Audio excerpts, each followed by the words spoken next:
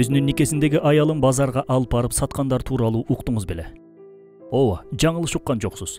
Кадимкидей эле аялын сатып жиберүү адаты тууралуу айтып атабыз. Жок, бул 1-2 жолу эле болгон окуя эмес. Тескерисинче, 100 жылдар бою кармалып келген салт адат болгон. Элестетип көрүңүз. Сиз ким миллионер болгусу келет деген оюнга катышып атасыз. Сизге аялын базарга алып барып сатуу салты кайсы өлкөдө болгон деген суроо берилди. Жооптору: А. Чад, Б. Индонезия, В. Йемен, Г. Англия болду. Сиз кайсынысын тандамаксыз? Албетте, көпчүлүгү же Африка өлкөлөрүн, же Азия өлкөлөрүн тандамак. Эмне үчүн? Себеби аялдын укугу эң көп корголгон өлкөлөр дал ушул өлкөлөр деген туура эмес түшүнүк бар. Туура жооп кайсы? Анда угуңуз. Аялын базарга алып барып сатуу салтын карманган өлкө бул Англия. Жаңылыш уккан жоксуз. Биз Улуу Британия деп атаган, культуранын борбору деп суктанган ошол Англия өлкөсү. Англияда аялын мойнунан же белинен байлап алып, атайын базарга алып барып, аукциондо сатуу жапайы салты болгон. Таң калыштуусу, бул салт кечээги эле 1913 жылга чейин, түгүл 1931 жылга чейин уланган. Даяр болсоңуздар, батыштын дагы бир кара кутусун ачканы кеттик. Аялын саткандар. Учурда өлкөбүздө батыш каржылаган уюмдар тарабынан аялдардын укугу тепселип атат деген пропаганда катуу жүрүп жатат. Бул уюмдар жана алардын маалымат каражаттары 7 миллиондук калктын ичинде болуп кеткен кээ бирки зомбулук окуяларын коомчулукка алып чыгып, кудум эле кыргыздын ар бир экинчи же үчүнчү эркеги аялын кордоп, зордоп аткандай маанай жаратышууда. Натыйжада калктын назик катмарынан болгон ишенчек, аруу аялдарыбыздын кээ бирлери бул куу оюнга алданып калып жатат. Аял затынын жапа чегүүсү, кордолуусу бул эң жаман көрүнүш. Мамлекетте, динде, салтта бул жаман көрүнүшкө каршы. Бирок биз медиа жаатында алсыз болгондугубуз үчүн маалымат согушунда жеңилип калып жатабыз. Бул акыйкаттар тууралуу биздин каналда тасмабыз чыккан. Ошол тасмадан кеңири маалымат алсаңыз болот. Биздин аялдардын укугун ойлоп, кыжаалат болгон ошол батыш канчалык деңгээлде аялын коргойт эле. Чын эле алар аял затын кинолорунда көрсөткөндөй сыйлашабы? Байыркы доорлордо аялдарын сатып жиберген маданияттар бар болгон тилекке каршы. Негизинен бул доорлордо аял заты эркектин жубайы катары эмес, тескерисинче капиталы, минип жүргөн аты сыяктуу эле бааланган. Мисалы, байыркы Вавилондо Хаммурапинин мыйзамынын 117 беренеси боюнча эркек өз аялын сата алган. Байыркы грек маданиятында да эркектер аялын сата алуу укугуна ээ болгон. Түгүл мамлекеттик кызматкерлер да, жада калса императорлор да аялдарын сатышкан учурлар болгон. 14-кылымдын башында Мин династиясынын учурунда Кытайда империяга салык төлөй алыш үчүн эркектер аялдарын сатышкан. Түгүл бул адат 1928-30 жылдарда болгон. Кээ бир изилдөөчүлөрдүн айтымында 1997 жылында Гедай айыл кыштактарда бул адат анча-мынча катталып турган. Кыскасы, дүйнөнүн түрдүү маданияттарында бул терс көрүнүш уланып турган анда-санда. Көбүн эсе кедейликтен, колониалдык саясаттын айынан, бурмаланган христианчылыктын туура эмес эрежелеринин улам бул адат кармалып келген. Англияга келе турган болсок, Англия кедей же башка өлкөнүн колониясы болгон өлкөлөрдөн эмес эле. Тескерисинче бай, материалдык жактан өнүккөн, карамагында Индия баш болуп, бир нече мамлекеттер колониясында болгон өлкө эле. 1932 жыл. Time гезити 100 жыл мурунку Time деген аталыш менен 1832 жылдын 26 апрелиндеги санын өзгөчө репортаж катары жарыялайт. Бул репортаж чынында англиялыктарды жер каратып уялта турган бир чыгарылыш болчу.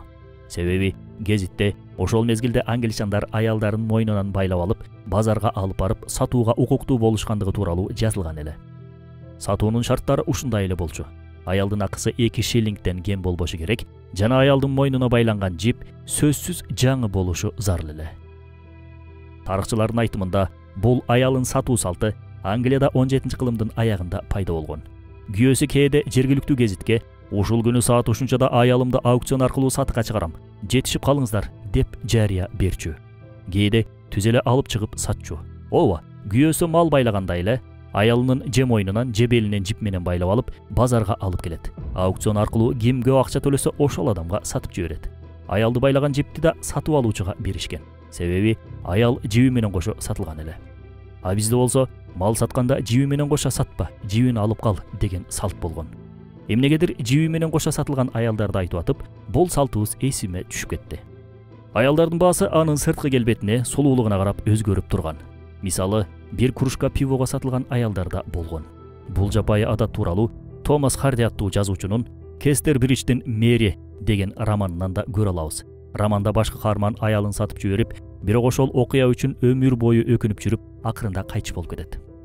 Англиялыктар эмне үчүн аялдарын саткан? Келиңиздер, кыскача тарыхына карап көрөлү. Мурдагы Англияда үйлөнүү жана ажырашуу процесстери чиркөө аркылуу гана чечилген. Чиркөөнүн койгон талабы болгону бала 14 жаштан, кыз 12 жаштан өткөн болушу керек болчу. 1753-жылы атайын үй бүлөлүк мыйзам кабыл алынган. Бул мезгилден тарта ажырашуу бир гана парламент аркылуу ишке ашып калган. Башкача айтканда, ажырашуучулар үчүн парламент атайын мыйзам кабыл алышы керек болгон.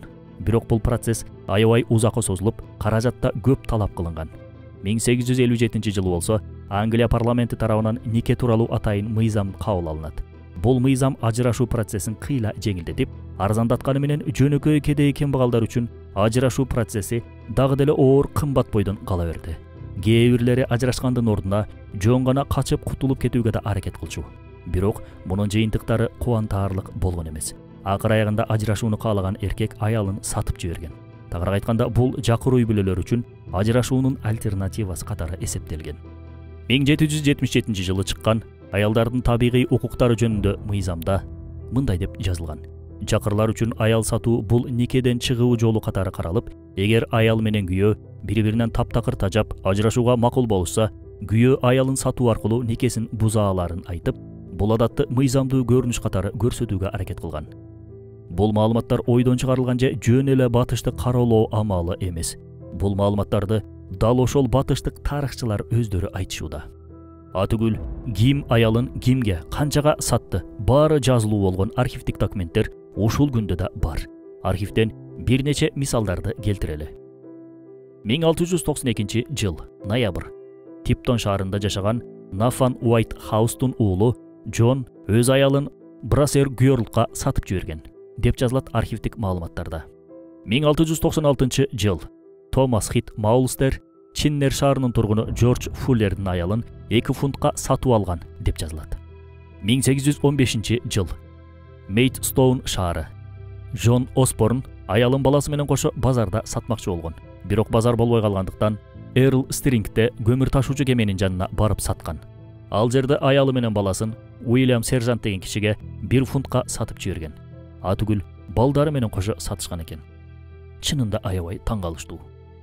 Ошол эле жылдын июль айы дагы башка бир аялды Смитфилд базарында 50 гинея жана 1 атка сатып жиберишкен. 1824-жыл Манчестерде бир аял бир нече жолу аукционго коюлуп, акыры 5 шиллингке сатылат. Бирок сатып алуучу аялга жакпай калган үчүн аялды кайра 3 шиллинг жана 1 кружка пивого башка бирөөгө сатышкан. Мындай көрүнүштөр аябай көп катталган. Мисалы, сатуудагы аялдар китебинин автору Самуэл Пайет Менфи 20-кылымдын башында 387 аял сатылган окуяны каттаган. Ангус Рич өзүнүн Лондон базар аттуу пьесасында дал ушул аял сатуу салтын сүрөттөгөн. Роберт Чемберс аттуу жазуучу болсо Күндөрдүн китебинде бул салт англичандар үчүн кадимки көрүнүш болгонун айтат. Изилдөөчүлөрдүн айтымында бул салт орто катмардагы үй бүлөлөрдө гана эмес, атүгүл бай деп эсептелген үй бүлөлөрдө да колдонулган. Жубайын сатып, бул тууралуу парламентке каттатып, кийин өзү парламент мүчөсү болгон депутаттар да болгон.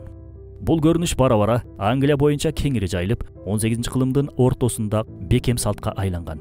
Ал тургай 20-кылымдын башына чейин сакталып келген. Ооба достор, бул салт мыйзамда көрсөтүлбөгөнү менен бийлик буга тоскоол да болгон эмес. 19-кылымдан кийин гана бул көрүнүш айыптала баштаган жана айрым учурда сотко чейин жеткен. Бирок ошентсе да мындай учурлар 20-кылымдын башына чейин кайталанып турган. Мисалы, юрист жана тарыхчы Джеймс Брайс 1901-жылы деле аял сатуу салты уланып жатканын жазган.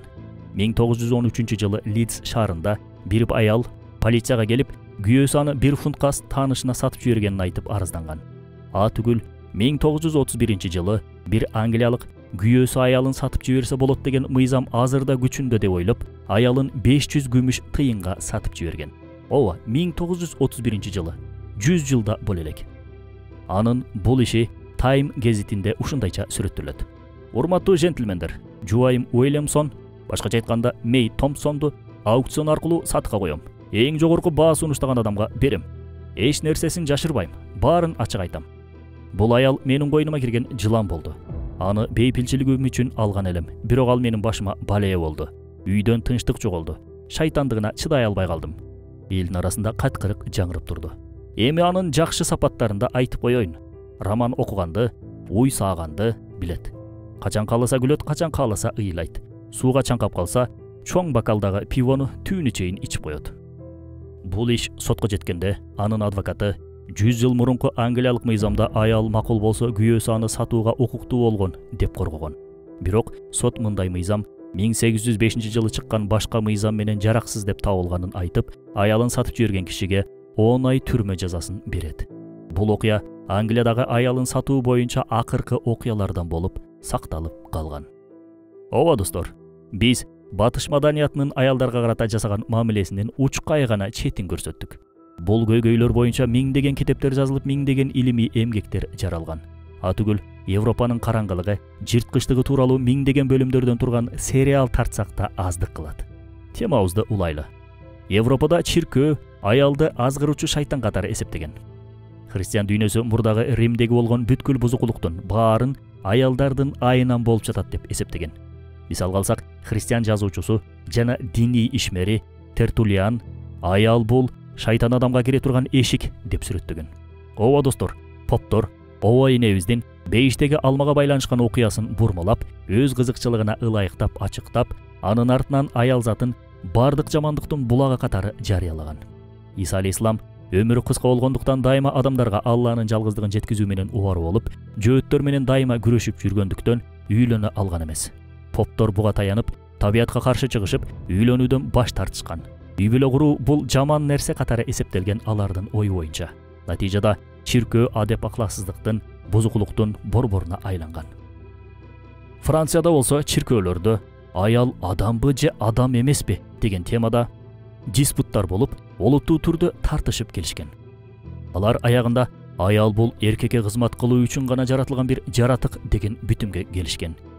Немистин атактуу философу Шопенгауэр болсо, аял бул сабалыш үчүн, жакшы тамактаныш үчүн жана камалыш үчүн жаратылган бир жаныбар деп эсептеген. 1450-1750 жылдар аралыгында 3 кылым бою Европада миңдеген аялдар кыйноо менен өрттөлүп өлтүрүлгөн. Бул байкыштардын күнөөсү шыпа чөптөр менен элди дарлагандыгында болгон. Ооба, европалыктар бул табып аялдарды жин шайтандар менен кызматташкан бузуку сыйкырчы аялдар катары көрүп, дал ушул аялдардын айынан жугуштуу оорулар жайылып, согуштарда жеңилүүгө дуушар болуп атабыз деп ойлошчу. Атүгүл бул көз караш ашыкча бурмаланган христианчылыктын бузулган диний доктринасына айланып кеткен. Биринчи курмандыктар акушер аялдар жана табып аялдар болгон. Сыйкырчы шайтандарга каршы күрөш деген ат менен таанылган бул геноцид Европа тарыхындагы аялдарга карата жасалган эң оор кылмыштардан болуп калган. Европада аялдардын укугун, намысын тепселеген дагы бир жапайы адат болгон. Ал адат jus primaya noctis деп аталып, латынчадан турмушка чыга турган кыздыгын алуу укугу деген маанеге келген. Албетте бул сөздөрүбүз үчүн сиздерден кечирим сурайбыз. Атүгүл айтууга да тилибиз барбаган бул жапайы адаттар биз суктанган Европа маданиятында кадимкидей колдонулуп келген. Бул жапайы адатка ылайык турмушка чыгып аткан кыз алгачкы нике түнүн күйөөсү менен эмес, падыша, феодал, уруу башчы же дин кызматкери менен өткөзүшү керек болгон. Алар бул иши үчүн акы да алышкан. Атүгүл кээ бирки аймактарда бул ишти аткаруучу атайын адистер да болгон. Эгерде кыз сулуу болбосо же оорулуу болсо, анда алгачкы нике түндү күйөөсү менен эле өткөзчү. Бирок бул абал шылдың катары кабыл алынчу. Бул маалыматтарды биз отуруп алып эле ойлоп таап койгон жокпуз. Же болбосо чыгыштын жазуучулары жазып калтырып кеткен маалыматтар эмес. Бул маалыматты дал ошол Европанын көрүнүктүү тарыхчы жазуучулары, сүрөтчү искусство кызматкерлери өз эмгектеринде айтышууда. Мисалга алсак, америкалык тарыхчы Морган Льюистин, швейцариялык окумуштуу дин таануучу Иоганн Баховендин китептеринде бул жаман адаттар сүрөттөлгөн. Германияда бул адатты байлагер деп аташып, бул жаман ишти уруу башчылар аткарган. Бургундиялыктардын адаты китебинде да бул жапайы адат боюнча айтылат. Франциялык жазуучу Коллен де Планси 1826 чыккан феодалдык сөздүк китебинде Марсельдеги Сен-Виктор чиркөөсүнүн кызматкерлерине дал ушул жапайы адатты колдонууга расмий түрдө уруксат берилгенин жазат. Дагы башка өтө көптөгөн тарыхый китептерде бул адаттар тууралуу жазылган. 1995 жылы Мел Гибсон тарткан Эр жүрөк аттуу тасмада дал ушул жапайы адат чагылдырылган. Англия колониясы болгон шотландиялыктардын кыздарын дал ушундай ыкма менен кордой бергендиктен шотландиялыктар Англия королуна көтөрүлүшкө чыгууга мажбур болушкан. Атүгүл башкы каарман Уэльстагы англиялыктар аялын кордоп койбосун деп үйлөнүп атканда атайын жашыруун түрдө үйлөнгөндүгү кинодо көрсөтүлөт. 1872 жылы Жюль Арсен Гарнье тарткан дал ушул алгачкы нике түнү укуга аттуу сүрөттө бул жапайы адат чагылдырылган. Ал эми 1874 жылы орус тарыхый сүрөтчүсү Василий Поляновдун өкүмдардын укуга аттуу ушул чыгармасында да дал ушул жапайылык көрсөтүлгөн. Бул жапайы адат орус элинин маданиятында да болгон. Мисалы, орто кылымдарда орустарда турмушка чыккан кыздардан алына турчу выводная куница деп аталган салык болгон. Дыйкандар бул салыкты төлөй албай калган учурларда салыктын ордуна алгачкы нике түн укугу жапайы адаты колдонулган. Бул маалыматты Василий Татишев, Иван Елагин аттуу тарыхчылар Ольга князьдын жылнамасына таянып айтышат. Князь Васильчиков жер ээлиги жана дыйканчылык аттуу китебинде феодалдар дыйкан аялдарга дал ушундай зомбулукту жасаганына бир нече жолу күбө болдум деп билдирет. Бул адат расмий түрдө мыйзамда болбосо да, кээ бирки князьдар бул адатты кылып келгени айтылат. Бизге аялдардын укугун коргоону үйрөткөн ошол батыштык укукчулар дал ушундай аталардын урпактары. Тагыраак айтканда, ушундай адамдардын генин өзүндө алып жүргөн бир коомдун мүчөлөрү. Ошондуктан учурда да Европада аялдардын укугу боюнча статистика карай турган болсок, абал мышыгыйлай турган абалда. Мисалы, Бириккен Улуттар уюмунун баңгизаттар жана кылмыштуулук боюнча башкармалыгынын аялдардын зордукталуусу боюнча берген статистикасын карап көрөлү. Мисалы, Англияда учурда миллиондо 1173 аял зордукталса, Исландияда миллиондо 1168 аял зордукталат экен. Швецияда миллиондо 865 аял зордукталса, ал эми Францияда миллиондо 589 аял зордукталат экен. Тилекке каршы.